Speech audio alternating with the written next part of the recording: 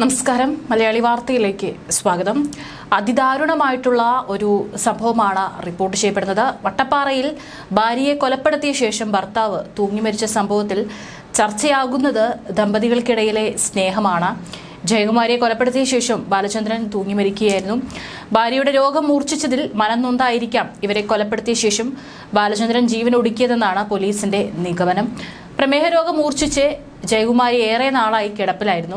കൂലിപ്പണിക്കാരനായിരുന്ന ബാലചന്ദ്രനെ പ്രായം 67 ആയെങ്കിലും ഭാര്യയോടുള്ള സ്നേഹത്തിനും കരുതലിനും ഒരു കുറവും ഉണ്ടായിട്ടില്ലെന്ന് നാട്ടുകാരും പറയുന്നു. ഉയർന്ന പ്രമേഹം മൂലം കാഴ്ച മങ്ങിത്തുടങ്ങിയ ജയകുമാരിയെ ഭർത്താവ് ബാലചന്ദ്രൻ താങ്ങിയെടുത്ത് വീടിന്റെ ഉമ്മറത്ത് കൊണ്ടിരുത്തും. പുറംകാഴ്ചകളും വിശേഷങ്ങളും പങ്കുവയ്ക്കും. ഭാര്യയ്ക്ക് പരസ്പര സഹായമില്ലാതെ എഴുന്നേറ്റ് നടക്കാൻ കഴിയാത്ത അവസ്ഥയിലായിരുന്നു. പക്ഷേ ബാലചന്ദ്രൻ അതൊരു പ്രശ്നമായിരുന്നില്ലെന്നും ബന്ധുക്കളും നാട്ടുകാരും പറയുന്നു.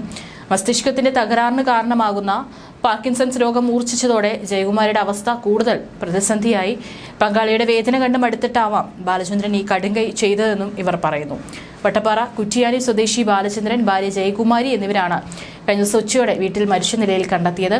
ഇവർ തമ്മിൽ കാര്യമായ വഴക്കോ മറ്റു തർക്കങ്ങളോ ഉണ്ടായിരുന്നില്ല എന്നതാണ് യാഥാർത്ഥ്യം. ജയകുമാരിയുടെ കഴുത്തർത്ത അതേ മുറിയിൽ തൂങ്ങിയ നിലയിലാണ് ജയചന്ദ്രന്റെ മൃതദേഹം പോലീസ് കണ്ടെടുത്തത്.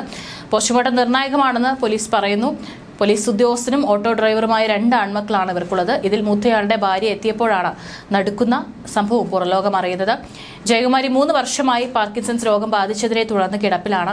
ബാലചന്ദ്രൻ കെട്ടിട നിർമ്മാണ തൊഴിലാളിയാണ്. രാവിലെ 11ഓടെ 1 കിലോമീറ്റർ അപ്പുറത്ത് താമസിക്കുന്ന മരുമകൾ രമ്യയെ ബാലചന്ദ്രൻ ഫോണിൽ വിളിച്ച് ഒരു യാത്ര പോവുകയാണെന്ന് പറഞ്ഞിരുന്നു. എന്നാൽ സുഖമില്ലാത്ത ജയലക്ഷ്മിക്ക് ദൂരയാത്ര പ്രയാസമായതിനാൽ രമ്യ അത് വിശ്വസിച്ചില്ല.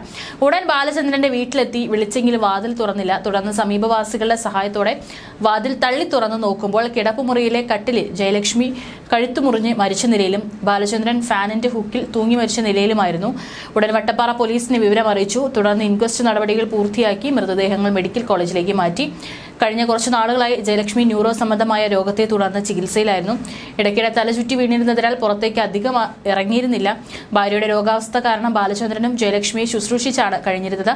മക്കൾ സമീപത്തുണ്ടെങ്കിലും അവരെ പരമാവധി ബുദ്ധിമുട്ടിക്കാതിരിക്കാൻ ബാലചന്ദ്രനും ഭാര്യയും ശ്രമിച്ചിരുന്നു. വീട്ടിലെ പാചകം ഉൾപ്പെടെ ചെയ്തിരുന്നത് ബാലചന്ദ്രനായിരുന്നു. മക്കൾ ശരത്ത്, വൈശാഖ്, മരുമക്കൾ അശ്വതി, രമ്യ എന്നിവരാണ്.